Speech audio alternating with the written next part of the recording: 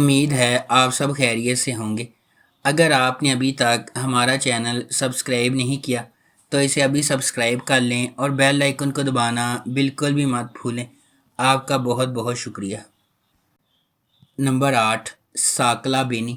متمول اور با اثر گھرانوں میں پیدا ہونے والے میتے اور ناز اپنے بچپن میں کیے گئے وعدے کے پابند ہیں۔ یہ وعدہ ایک المناک واقعے سے ہوا ہے جہاں ناز کی بے گناہی پر سمجھوتا کیا گیا تھا اور میتے کے خاندان نے غیر متزلزل حمایت کی پیشکش کی۔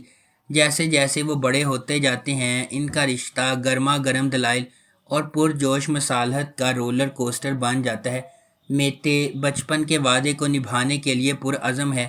ناز سے شادی کرنے کے لیے بیرون ملک تعلیم حاصل کر کے واپس آیا ہے، تاہم قسمت اس وقت مداخلت کرتی ہے جب وہ ناز کی وفادار نوکر انجیلا کے ساتھ راستے عبور کرتا ہے۔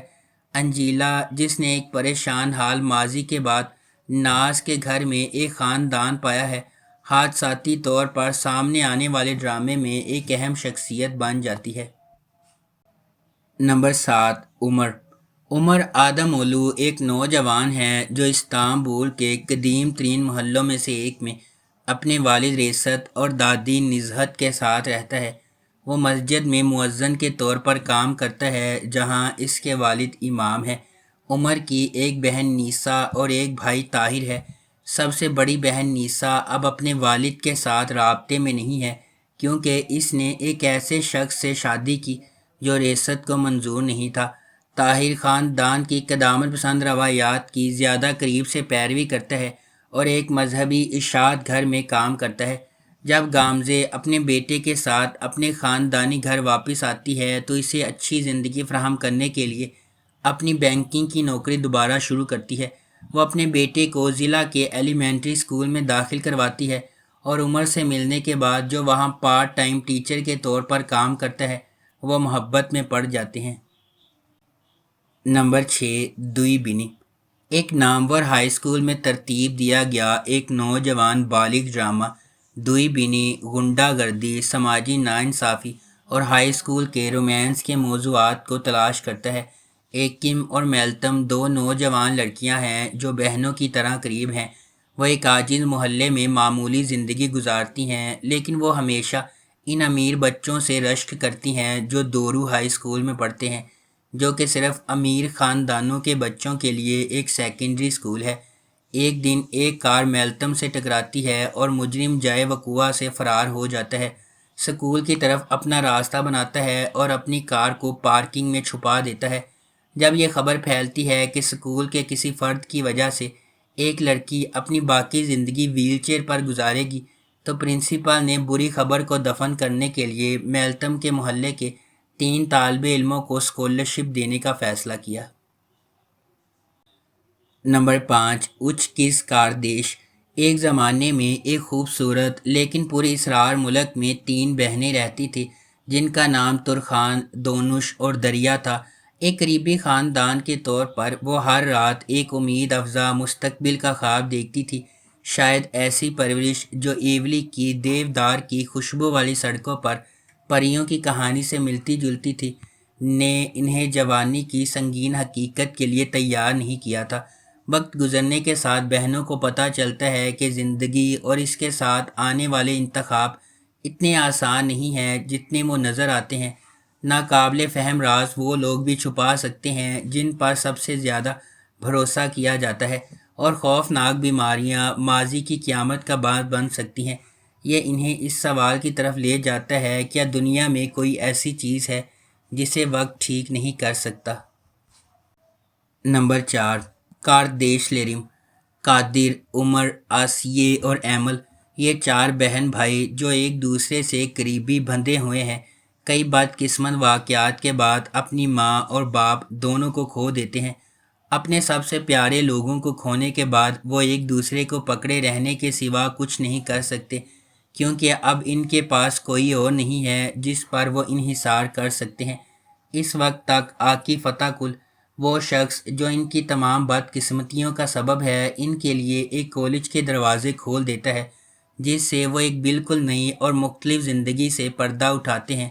یہ نئی زندگی جہاں امیر اور غریب مجرم اور شکار کے راستے آپس میں ملتے ہیں، ہر کسی کو ایک نئے انسان میں بدل دیتے ہیں، لیکن قادر اپنے خاندان کو روا دوا رکھنے، اپنے بہن بھائیوں کی حفاظت اور سب کو ساتھ رکھنے کے لیے جو کچھ کر سکتا ہے وہ کرتا ہے۔ نمبر 3، یارگی۔ جب وہ ابھی لا اسکول میں تھی، جیلان کے والد کو ایک ایسے جرم کے لیے پھنسایا گیا جو اس نے نہیں کیا تھا۔ وہاں قانون ہے اور پھر انصاف ہے، اور جب سے اس کے والد کو جیل بھیجا گیا ہے، جیلان کو معلوم ہے کہ وہ کس طرف ہے۔ جیلان ایک دفاعی وکیل بن جاتی ہے اور ایک بہادر، متحرک اور لاپرواہ وکیل کے طور پر جانی جاتی ہے جس کا اس کے ساتھی احترام کرتے ہیں، لیکن استغاثہ اور پولیس کے ساتھ مسلسل مشکلات میں رہتی ہے۔ الغاز ایک بے ہدہ پروسیکیوٹر ہے جو کتاب کے مطابق سب کچھ کرتا ہے۔ اس کے والد استانبول پولیس ڈپارٹمنٹ کے قتل عام کے معزز سربراہ ہیں، اور یہ انہی کی طرف سے ہے کہ الغاز کو صحیح اور غلط کا ناقابل فہم احساس ملتا ہے۔ اس کے لیے قانون اور انصاف ایک ہی چیز ہے، لہٰذا جب جیلان کسی کلائنٹ کو صاف کرنے میں مدد کے لیے بیک چینل کی معلومات ڈھونڈتے ہوئے اس کے پاس آتی ہے تو الغاز اسے اپنے دفتر سے باہر پھینک دیتا ہے، لیکن اس کے بھائی پر قتل کا الزام لگانے کے بعد یہ جیلان ہے جس کے پاس وہ مدد کے لیے آتا ہے۔ نمبر 2، ادا مثالی۔ حزیران شہر کی ایک لڑکی ہے جو اپنے کریئر اور استانبول کے تیز رفتار طرز زندگی کے لیے وقف ہے۔ وہ کسی دوسری زندگی کا تصور بھی نہیں کر سکتی، لیکن جب اس کی کمپنی اسے ایک دور افتادہ ایجین جزیرے پر بھیجتی ہے تاکہ وہ ایک نئے ریزورٹ کا راستہ صاف کر سکے، تو ایک غلطی اس کی زندگی کو ہمیشہ کے لیے بدل دیتی ہے۔ پوئراس ایک سادہ آدمی ہے جو لوگوں سے زیادہ فطرت کی طرف راغب ہے، ایتھلیٹک، وسائل سے مالا مال لیکن سماجی طور پر عجیب۔ پوئراس اپنی چھوٹی سے زیتون کے تیل کے کارخانے کے سکون اور اطمینان سے لطف اندوز ہوتا ہے جو زمین کے ایک خوبصورت حصے پر واقع ہے۔ بدقسمتی سے بالکل وہی جگہ ہے جہاں حزیران کی کمپنی اپنا ریزورٹ بنانا چاہتی ہے۔ نمبر 1، اشک لفتن ان الماس۔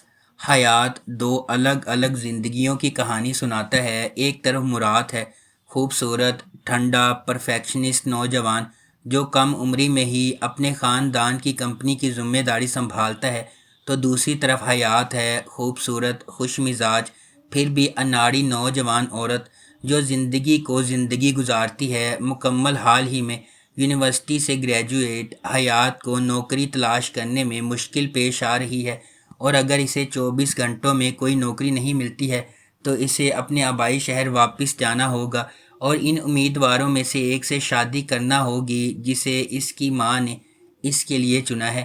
جب وہ ایک انٹرویو سے دوسرے انٹرویو میں جاتی ہے تو مراد کی سیکرٹری نے اسے دوسرے کے لیے غلطی کی اور اسے عہدے کی پیشکش کی، جبکہ وہ صرف چند دن کے لیے وہاں کام کرنے کا ارادہ رکھتی ہے جب تک کہ اس کی ماں نہیں چلی جاتی اور پھر سچ بتائے گی۔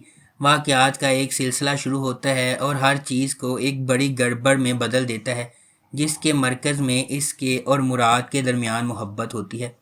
اگر آپ کو ہماری یہ ویڈیو پسند آئی ہے تو اسے لائک کریں، شیئر کریں اور ہمارے چینل کو سبسکرائب کرنا بالکل بھی مت بھولیں۔ شکریہ۔